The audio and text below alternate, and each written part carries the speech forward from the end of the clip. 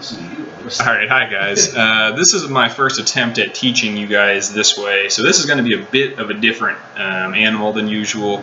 I'm going to expect you guys to follow along on the PowerPoints that I've already uploaded. Those are in the course section. If you're looking at this, you've already got it. I'll post something in the message board. Also, yes, I'm not going to look like a professional while I lecture. If you guys get to be at home doing nothing, I'm obviously going to look like I'm a bum doing nothing as well, so just bear with me on that. So we're going to dive right back into lecture where we were, let's see, when we last met, which seems like a million years ago before spring break. If you guys remember correctly, what we were talking about on the last day of class was World War I, and we had kind of gotten to the stalemate of World War I, and we kind of needed to dive back into how it affects the United States, how World War I will eventually move from the trench warfare that we described for quite a bit of time. You guys watched the Indiana Jones clip with me.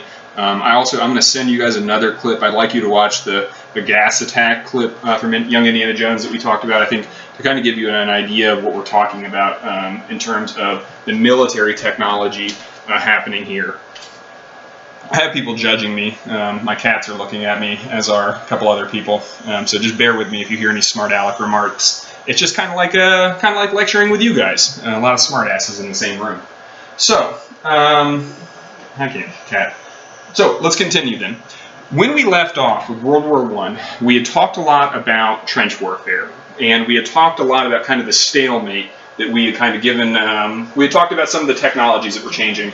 If you guys are following along on your PowerPoints, kind of like I expect you to be doing, this is the fourth set of PowerPoints. I went ahead and put back all the PowerPoints from the last few classes just so you had it, but let's pick back up here. So I want to continue with our discussion of America's attitudes towards the war. Because obviously, other than the fact I really like to talk about World War I history, it would be really, really foolish to talk about World War I history without also highlighting the way in which it gets to America and how the United States eventually ends up in the war. Now, if you were to go back over your notes, this is the part of the call and response where I say, what's that one word that we always talk about as it relates to American foreign policy during these years? You guys, because you pay attention and are totally always listening to me, would say isolation. That's not always the case, we both know this, but you remember now isolationism. So the general American attitude from 1914 to 1916 is isolationism. The United States very much wants to stay out of the war. The United States is very committed to it. In fact, there's a presidential election you can see from the 1916 spot right here that really hinges largely upon America's attitudes towards the war. Wilson, who eventually wins the nomination, versus the Republican Hughes, who challenges him. Hughes is actually much more pro-interventionist, and in the end, Wilson is relatively just interested in keeping the U.S. out of the war, and to that degree, for at least a little while, he does pretty well. Another word that I would want you guys, and this is going to be kind of tough in terms of what I would be writing on the board and what I would want you guys to take away from it. So I'll try and do my usual thing where I say, this is something you want to star. This is a word you want to star for your notes. If you're taking notes, if you're not, I understand. If you're just sitting there in your bathrobe and sipping a tea, you know what? I feel you. If you're sipping something more than a tea, I also feel you there too. Oh my God. Shut up over there. No peanut gallery. That's like kind of having a class. So, to continue, the word I would want you to star here is preparedness. And what that means is what you can kind of see here from one of the political cartoons, is America understood that even if it wanted to stay largely isolationist, even if it really was trying to aim to stay out of the war, that was unlikely to be a permanent solution. The U.S., for some reason, would likely get involved. Generally, what happens in situations like this, when a country is very willing to stay out of things, one of two things happens. One, it accomplishes that neutrality that it so sticks to. For instance, the Swiss, as we've talked about before. Switzerland's almost famous for its neutrality. However, the United States is far too important a country for the other powers, specifically either the Germans or the British, to need them to stay on the sidelines. Everybody wants the Americans involved. Everybody wants America's military power. They want its economic power. Everybody wants America to get involved. Many Americans actually begin to agitate at this time to get the U.S. involved. There are German-American leagues who push for America to get involved on the German side. There are certainly British and French leagues that do the same. In the end, there was really no option for the U.S. to not get involved. The only question was when and with who. And in the end, as we're going to talk about it, it's made easier for the U.S. essentially to get involved in the French and British alliance than it is to get involved in the German alliance. And so let's talk about why. One are a little bit of what we would call external forces pressuring the U.S. The sinking of the Lusitania, which was a British passenger liner in 1916, has a big effect on the American psyche. It really hits home the fact that there are Americans dying. There were about 119 Americans on the Lusitania out of about 1,200 people. It's one of those naval disasters. It's well known. You probably recognize the name of the boat, but you might not necessarily remember the context. Well, here's the context, and this is the key context in the end. As you guys can see in the bottom left of the slide here, you're looking at a submarine. I'm sure all of you guys have seen enough submarine movies that you probably know by now what a submarine is. In fact, the word submarine, or at least the term for it, because the Germans invented the submarine, though if you go back far enough, the Americans actually invented the submarine in the Civil War. Didn't work very well, the crew died. But the functioning, yes, I know, it did work. The CSS Hundley in 1865 actually sunk a U.S. battleship in 1865 by ramming it with an explosive charge on its prow. If you might expect, things that you shouldn't be ramming when you're a submarine are anything. The CSS Hundley sunk. In fact, in the 90s, we finally found the CSS Hundley with all the bodies still inside of it in the Charleston Harbor. There you go for random and creepy. Anyways, to get back to what I was talking about, submarines, like the other technologies that we talked about that were changing the way the war was being fought. We talked a little bit about airplanes. We're going to talk more about tanks. We're going to talk about gas attacks. Technology is changing kind of rapidly in this war. And one of the things that's developed very fully in this war is the U-boat. The phrase comes from Unterseeboot, as you might expect in German, underwater boat. That's the term U-boat. That's where it comes from.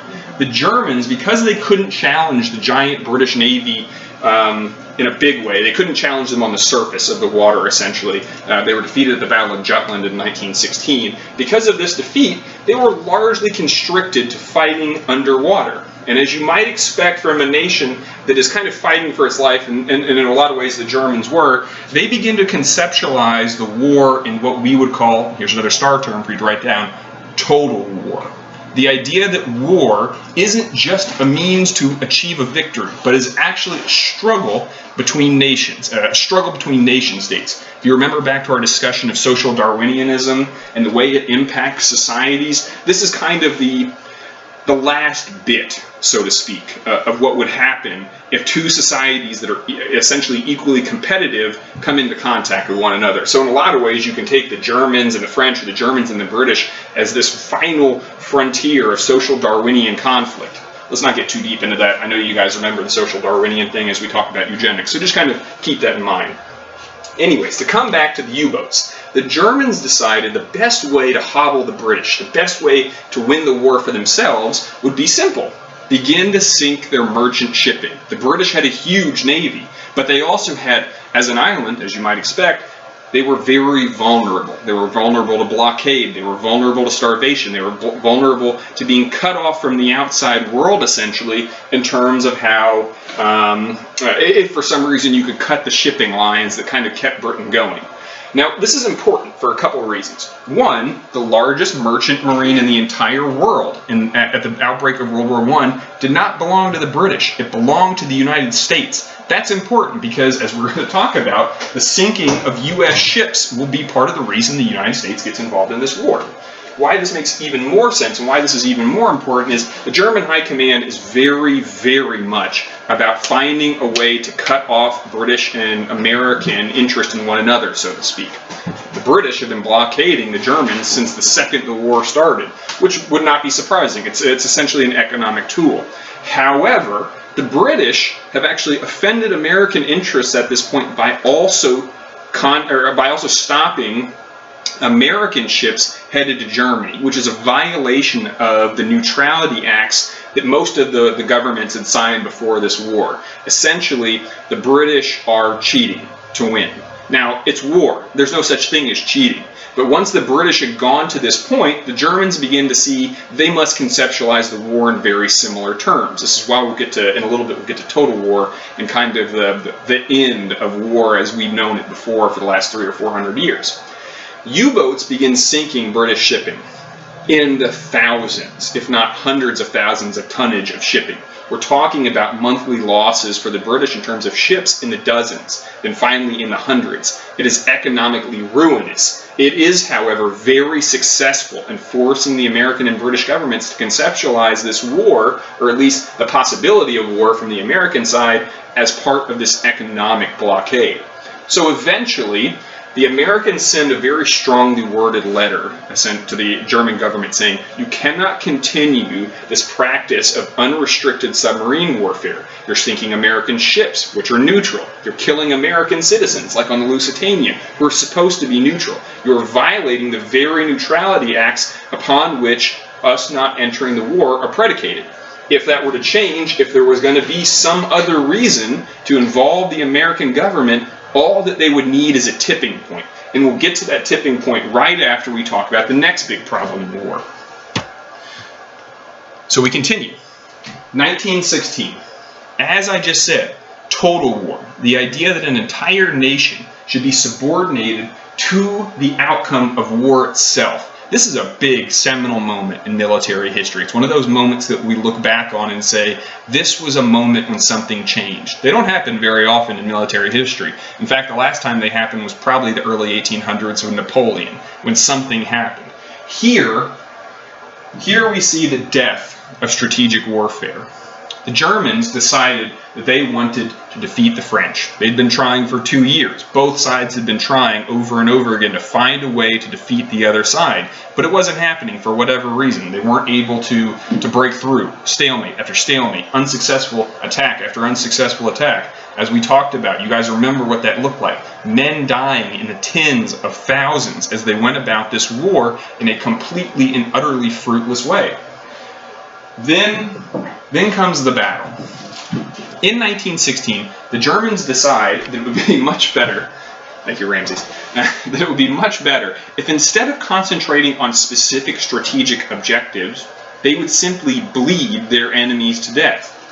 They chose a site that was key for the French national psyche. They choose the city of Verdun. Verdun is a city in eastern France, protected by several major fortifications. And the Germans decided this was a place that France couldn't give up. If France surrendered Verdun, everything would be over for the French. So the Germans decide, we'll just break the French here. Quite literally, both sides summon millions of soldiers to this tiny patch of land, no bigger than, say, U of L's campus at some parts. Tiny patch of land. And they just bombard each other. For the next 10 months, it is bloodshed upon bloodshed, which is exactly what the Germans are doing. Here's another star moment. This is not a battle the way we usually conceptualize it. This is the birth of wars of attrition, in which the French and the Germans are no longer competing over scraps of ground. They're no longer competing over territory. They're simply trying to kill more of the other army. The death of battle, so to speak, and the beginning of the end of what warfare looks like. As you can see here, this is actually a photo taken during one of the many charges at Verdun. It shows the moment of death of a French soldier, poilu, as they used to be called, as he comes over the top. They died in the hundreds of thousands here. It took almost 10 months and nearly 2 million casualties. And you know what? There was no winner. But more importantly, the French didn't break. And in a lot of ways, the Battle of Verdun breaks the Germans. They never are able to launch, at least briefly, a Western offensive to that size again. So keep in mind that as we go forward. Now we need to talk about things happening on the Eastern Front.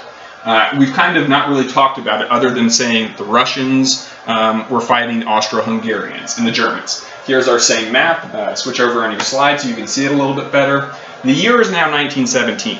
The Russians have had 3 awful years of the war. They are absolutely struggling, not just militarily, as you can see, the borders have consistently moved. Far more importantly is the fact that Russian society is collapsing. The Tsar, there is very little confidence in his government. More and more soldiers are going into mutinies. Most of the Russian naval fleets refuse to serve. These men are starving at the front and their families are starving back home. They're receiving letters almost daily saying, put down your guns, come home, this is a disaster. The Germans are desperate to take advantage of this. And they have kind of an ace up their sleeve, as you might expect. They have this man. They have Vladimir, I'm not going to try and say his middle name because I butcher it each time. They have Lenin.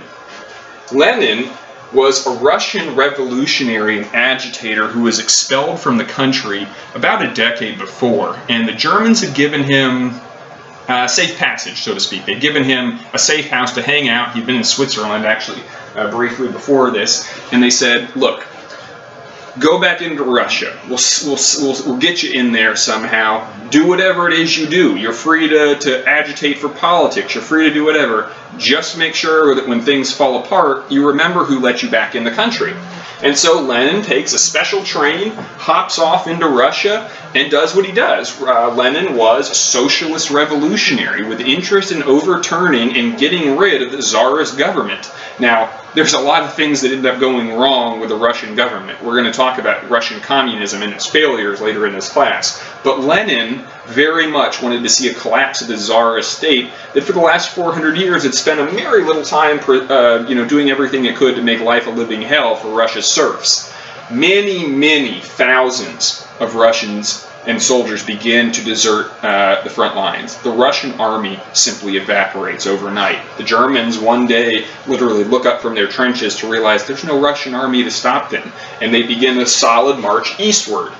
The government collapses in St. Petersburg. They begin organizing, and here's that star again, they begin organizing workers' unions called Soviets. That's where the term the Soviet Union comes from, is these worker unions who band together and say, we want this, we want this, we want this. In the end, these Soviets begin getting bigger and bigger. They begin governing first small towns, then little communities, finally cities. And then eventually, the biggest Soviets begin dominating the major industrial areas. And once that's done, all you need is a provisional government. We end up with a provisional government under Lenin and then a variety of others. We'll come to talk about one of the ones who stands out later in the 20s, a shithead named Joseph Stalin.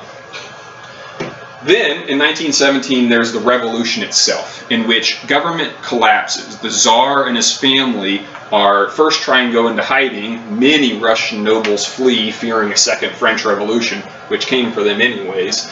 But the Tsar and his family are captured. And eventually the Soviets decide they're too much of a liability and have them executed. This is the story of Anastasia we mentioned briefly. This is where it comes into play, because they don't want any part of the Russian royal line able to come back and turn the country back from where it's headed in terms of communist state. But we should be very clear. This collapse wasn't solely because of World War I. It's certainly a collapse that in the end is what kind of speeds the process, but there was a Russian Revolution in 1905 that was very, very similar in terms of outlook, in terms of what it was attempting to do in terms of opening up the wheels of democracy, opening up the idea that the Russian system no longer needed to be this one Tsar, one Russia state, that there could be more to it.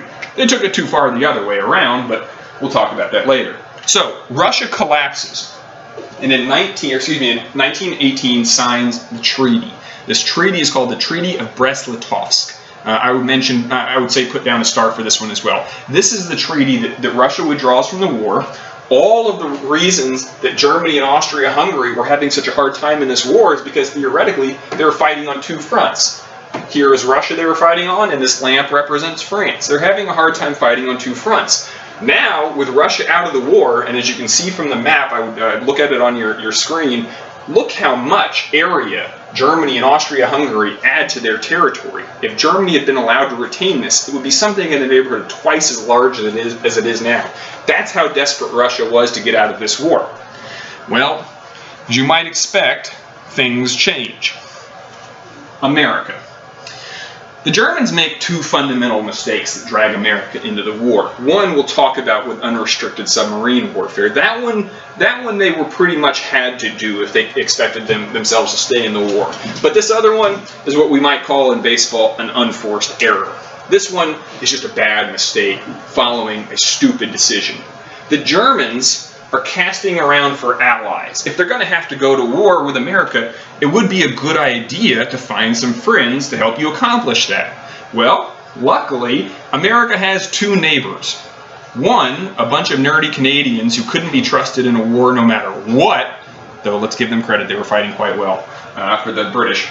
And two, another country that had a historical reason to dislike the U.S. The American government had stolen a large percentage of their land at one point, and, like it or not, were close neighbors that had a large part of what America could accomplish for the next several decades. If America and this country went to war, there would be significant consequences for both groups. So, I think you guys know where I'm going with this. Mexico is the country I'm talking about. And the Mexican-American War of the 1840s is the time at which America takes a good chunk of Mexican territory. At one point, California, Nevada, Arizona, New Mexico, and Texas belonged to Mexico. The Mexican government is under no illusions that it would be a good idea to go to war with America. Nobody would be that foolish. The Mexican government, in fact, thinks about it briefly and then realizes that's kind of stupid. The Mexican government is going through several internal civil wars and revolutions of its own.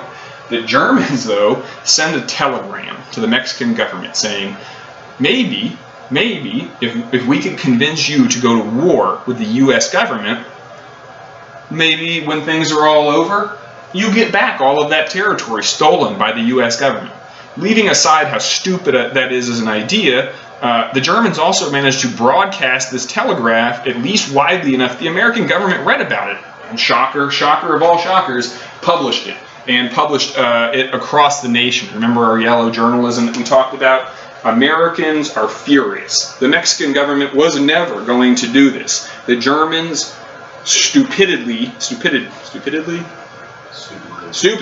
you, stupidly, I guess I really shouldn't stumble on stupidly, that's really stupidly. It's getting even worse. Yeah. The Germans, it's really an unforced error. The American government begins to plan for war and will eventually declare war. Kind of one of those weird historical asides, the American vote to go to war with Austria-Hungary comes much later. It's one of those weird things where we're at war with some of the enemy alliance, but not all of it. The vote totals in Congress were different. In fact, and here's kind of one of those oddities, there's only one person who opposes going to war in World War II. I'll try to remember her name for next lecture. These were both extremely large in favor votes in Congress. This one was not really in any doubt, despite how it looked by 1914, 1915. So the year's 1917. The U.S. government basically needs to build an army from scratch. All of this stuff about preparedness, all that ended up meaning is there were a hell of a lot of Boy Scouts who had learned how to shoot guns over the weekend. There was no real U.S. army ready to go, and so it takes time. That's what the British and French don't have. They do not have time. As you guys remember from what we just looked at, once the Germans in Austria-Hungary are able to move their divisions back to the west, the war could be over. And so the Germans and the French don't give a crap how quickly the Americans get over here. They need them fast. They need as many of them as possible. They need their armaments. They need our money. They need everything.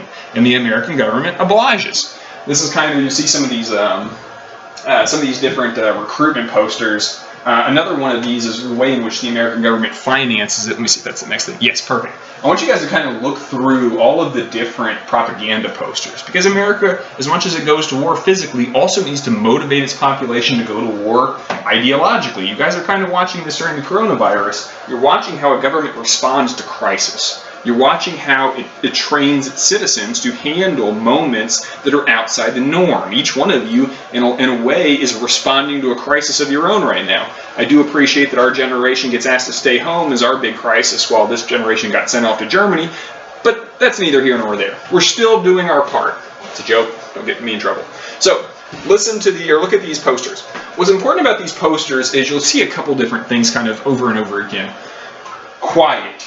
Criticism of society is not free society. I pledge allegiance, and silence about the war. There's two big things I want you to write down here. American propaganda posters and American propaganda in general was about one, making sure that nobody was what we would consider seditious. It's an old and silly term, but essentially, don't talk shit about America. Don't talk shit that a German spy could pick up. Don't talk shit about what you do. The idea is keep your stuff to yourself. Be quiet. The problem is the U.S. government didn't just take this as an admonition. They took it as you either do it or we put you in jail. There are several major laws passed during 1917 and 1918 that violate the First Amendment, gag orders, so to speak. This is eventually where we get one of those very, very famous quotes in American judicial history about what constitutes a direct threat in terms of protest. In the end, the decision is, it's like the exact quote out of the Supreme Court's decision is, it's like yelling fire in a crowded theater. That is when you go from free speech, saying I disagree with the American government, versus saying I'm going to blow up something in protest. That's the difference between free speech and speech that is essentially problematic. That ends up being what the Supreme Court decides. 2, the other one, if the first part is propaganda to encourage Americans not to talk about the war, the second part is to get them to pay for it. War and war financing has changed a lot over the decades, over not just decades, over thousands of years. The way in which governments pay to go to war is different. At the time, and even today, if America were to go to war again with maybe a fully industrialized power, you'd see a real difference here. As you can see here, it says buy Liberty bonds. Liberty bonds. We got another one. Save food. The second one is about how does America pay for the war. The primary way in which it paid for it is not actually taxes. Your tax dollars, as you might expect, because they don't do anything for you even during good times, do even less for you during bad times. The U.S. government actually paid for a good chunk of this war by having its own populace pay for Liberty bonds. A Liberty bond is essentially a government IOU. You pay the government X number of dollars up front. When the war is over, they pay you back, usually with either a small amount of interest or no interest. The idea here is what they're asking you to do is pay for the war the American government is in. The U.S. government ends up using war bonds to cover something between 70 and 80% of the costs of several of these campaigns. This is a big chunk of war financing. Linking these ideas together, you kind of see how the American propaganda machine pushes you to follow these things. There's war rationing. There's buying Liberty bonds, keeping your mouth shut. All of these things pushing you to be and do what you're supposed to do at a time where the American government is in crisis. As you might expect, the coronavirus should remind you of this. I'm sure you guys have already seen online. You've seen pictures of empty shelves. You've seen people buying way too much toilet paper. What are you eating? You need that much toilet paper.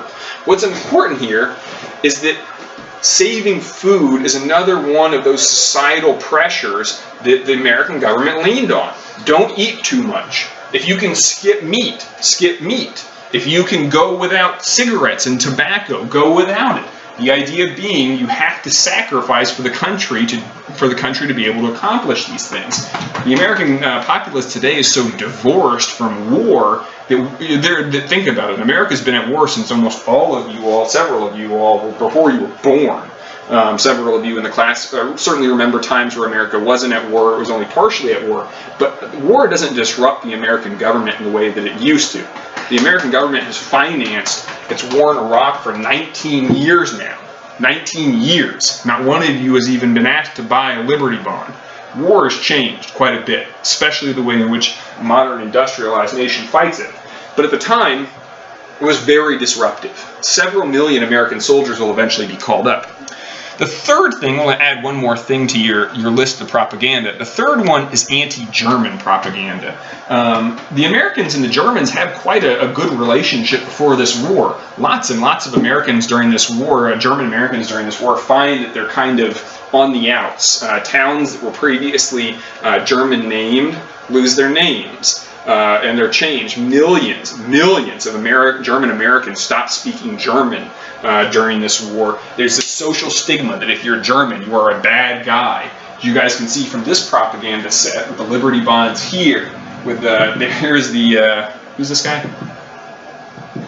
No, the big monkey in New York. King Kong, the Lady Liberty.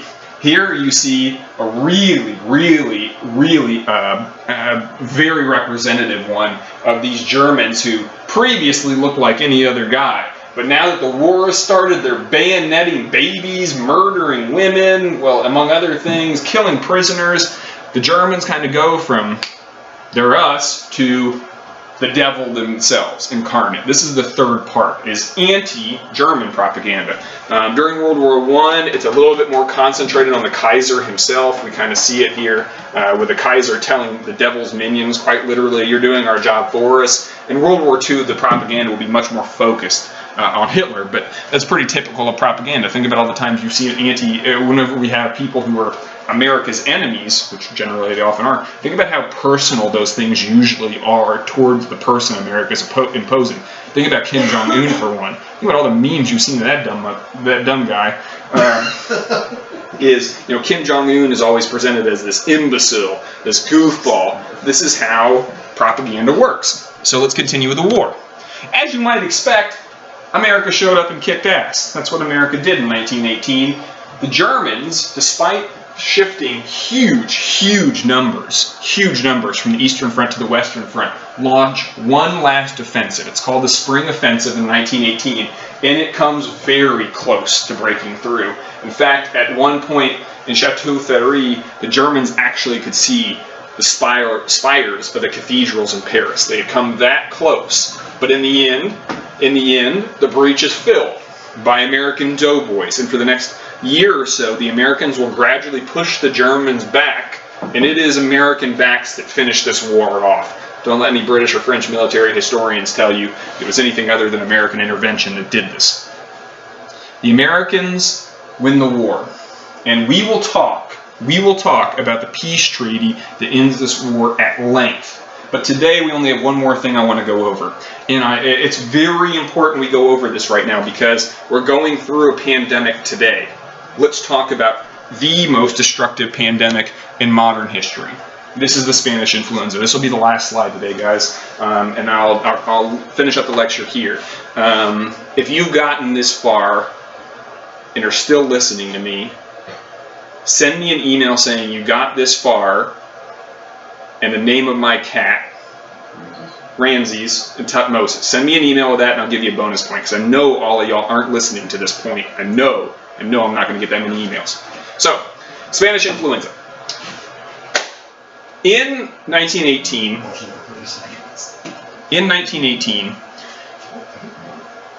a virulent plague breaks out. You might see quite a few parallels here because the coronavirus outbreak and the Spanish influenza outbreak are very similar in terms of a couple different things. For one, let's talk. The Spanish influenza is going to kill more people combined. The Spanish influenza is going to kill more people combined than the entirety of people who died during World War I from battle, disease, and malnutrition. Something in the neighborhood of 18 to 19 million Europeans die as a direct result of World War I. Battle, disease, malnutrition. 20 million more people worldwide die of the Spanish influenza in a much shorter period because they did not listen. The other side of it is because these governments at war were so afraid of any news getting out that might interrupt their day-to-day government, essentially. And because of that, this was much worse than it is. The Spanish influenza is basically a very bad flu. That's why it's called influenza, nothing shocking there. The reason it's called the Spanish influenza, though, is a little bit backwards. For one, Spain is not the country of origin. There's a couple different theories about the country of origin, but the reason it's named for Spain is because the Spanish were one of the very few countries who weren't at war. Oh, you're joining? You're joining. Okay, this is Ramses. Everybody get out of here. Thank you. I appreciate you. You have anything to say? Usually you do. Okay. He doesn't have anything to say. Anyways. Spain was a neutral country during the war, and because they were neutral, they did not have the same press censorship that's common across Europe. They didn't have any reason to be essentially hiding the news, so they weren't. So when the influenza breaks out all across Europe, pretty much at the same time as soldiers returning from the war bring it home in just titanic numbers, Spain is the one country that isn't censoring the press as thousands of people are dying. Ergo, it's called the Spanish influenza, but it hits everywhere. It is absolutely catastrophic. It is spread by coughing, spitting, not covering your mouth. Beginning to sound familiar? It's spread because millions and millions of people, at the time at least, didn't understand basic hygiene. We now don't have that excuse today, but the same reasons that these people, you can see them in masks covering their mouths and wearing gloves, even in photos 100 years ago, is because the same methods of prevention of the spread of disease are particularly common to industrial governments. This is another aside to remind you, be very careful. These pathogens can move quickly, and they don't just saw through the older parts of the generation. They can kill anyone and anybody. This kills more people than World War I combined, and I already told you about how freaking destructive that thing was. The Spanish influenza is essentially a crippling disease on top of a destructive war. And when we come back for the next set of lectures, I think so consider this Thursday's lecture. The next one will be Tuesday's lecture. When we come back, we're going to talk about the attitude of Europeans after World War I, particularly how the French and the British government focuses on the Germans as the object of their ire, to take out 4 years of hatred on the Germans, 4 years of mass death, 4 years of war that, can any of you guys remember exactly why they were fighting? Entangling alliances? The guy with the band name who got shot? Franz Ferdinand. Thank you, Peanut Gallery. Franz Ferdinand. Remember, Franz Ferdinand got shot. Was that very important? Not really. What's important here, though, is that when we get back, the British and the Germans are going to do the British and the French are going to do everything in their power to make sure that Germany pays for this war. This retributive. No, that doesn't sound right either. Whatever. They're going to take it out on the Germans. And when we come back on Thursday... Well, retributive justice? What is it when it's Ivy? Whatever. I think you're wrong. I thought it was retributive. It is. You were saying retributive, though. Sorry. Oh. It's retributive. Thank you. When we come back on Thursday, we're going to talk about how that vision of justice, that vision of making someone pay for it, is going to lead to long-term consequences, not just for Europe, not just for the U.S., but for the world. World War II doesn't exist in a vacuum. Hitler's rise to power will come out of the failure of the Treaty of Versailles that we'll talk about on Thursday. So for now, we'll cut this lecture at about, I don't know how long I've been talking, maybe, 35, 40 minutes. We'll call it the first set of lectures. I'm going to try and get into this. You guys try and get used to this. I may post a follow-up, but I think what we're going to do is we'll just lecture as long as we can. I already mentioned that the final the final project is canceled, and we'll think about that. If you guys have questions, if you guys have concerns, if you guys have things you want to follow up on the lecture itself after you watch it, shoot me an email. I'm always happy to talk more. If you guys see any technical problems, if you don't think I'm talking loud enough, etc., etc. I know this isn't perfect, obviously, there's just a wall in my apartment. We can figure those things out. So just let me know. It's an experiment for you. It's an experiment for me. I've never taught online before, so we'll figure this out together. If you need anything, you just let me know. Otherwise, I'll see you for the lecture on Thursday. Well, you'll see me.